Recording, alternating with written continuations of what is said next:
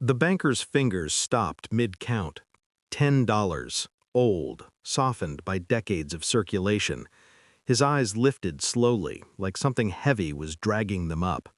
"Sir," he said, then didn't finish. Behind the glass, fluorescent light hummed. Somewhere a printer coughed. The room smelled like toner and fear. Not mine, his. I watched his pupils widen as he turned the bill over again. That was when I knew my father hadn't made a mistake. I'd been staring at that same bill an hour earlier, sitting in a leather chair at the will reading, while my brother smiled like a man who had already won. Millions to him, properties, accounts, power. To me, $10. My wife leaned close and whispered, smiling for the lawyers, "I always knew you were a failure." Then she stood and left. No hesitation, no glance back. I said nothing. I just folded the bill once, carefully.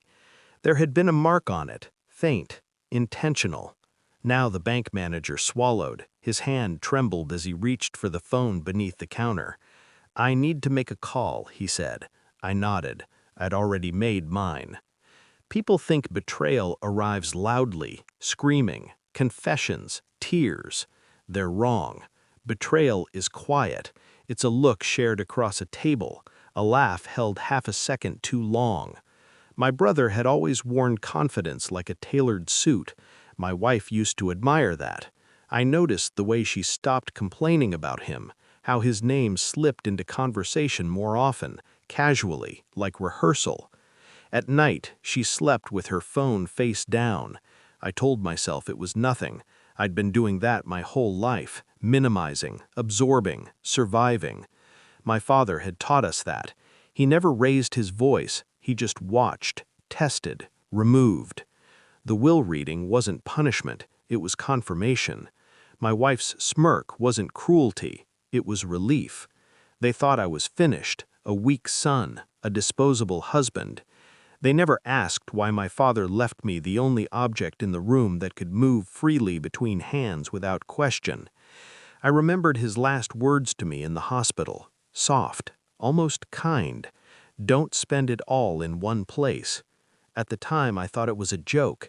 Now I understood it was a key. I didn't confront anyone. I never do. I watched. I pulled phone records, learned patterns, cross-referenced dates, business trips that overlapped too neatly, messages deleted but not erased. I ran a quiet audit of my brother's new accounts.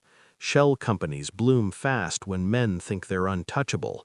And the bill, my bill, carried a serial number that didn't belong to it. That number appeared again in an offshore ledger my father once made me memorize as a thought exercise.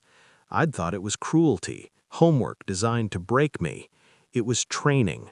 Every night my wife talked about our future, about leaving, about how she deserved more. I agreed, calmly. Inside, something sharpened. I slept well during those weeks, very well. The bank manager returned with security and a man in a gray suit I recognized from my father's shadow. The manager wouldn't look at me anymore. The man in gray smiled. "You're right on time." He slid a folder across the counter. Inside, account access codes, transfer authorities, proof. The $10 bill wasn't money, it was a signature. That serial number unlocked every asset my father had hidden from the sons he didn't trust. I thanked him. That evening, I invited my brother and my wife to dinner. No accusations, no tone. I just placed the folder on the table and asked my brother, "Did you enjoy spending what wasn't yours?" My wife went pale first. My brother laughed, then stopped when the laughter found no air. The silence did the rest. I told them I already knew, about the affair, about the plan to cut me loose once the money settled. I showed them timestamps, transfers reversed, accounts frozen. My brother collapsed inward. My wife cried, loudly, desperately. I remained seated. "I never wanted what you took," I said. "I wanted what you revealed." They begged, both of them, in different ways. I stood, adjusted my jacket, and walked out while they were still speaking. That was the cruelest part. My father was right. Power isn't inherited, it's observed, then claimed. I didn't destroy them, I let them live with the truth, with each other, stripped of illusions and resources. I kept the $10 bill, not as a reminder of loss, but as proof that I was never the failure they needed me to be. I was the one he trusted to finish the lesson.